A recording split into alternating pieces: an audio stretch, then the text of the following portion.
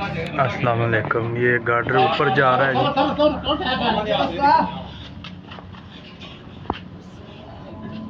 जी। ये भाई ऊपर से खींच रहा है, ये सुराख के अंदर रखेगा।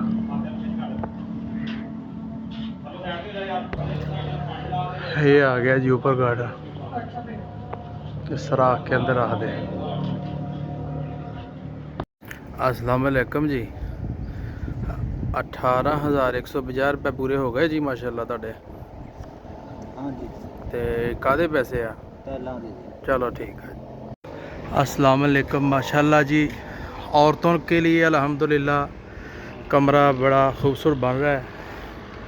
नमाज के लिए, बच्चों के लिए, सलात व तस्बीह के लिए, इसी तरह अल्लाह ताला के दीन के काम करने के लिए अल्लाह ताला इस नेकी को कबूल फरमाए।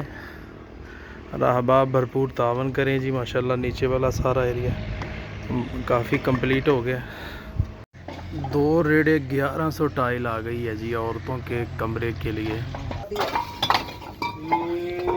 माशाल्लाह जी। ऊपर रखी जा रही हैं जी।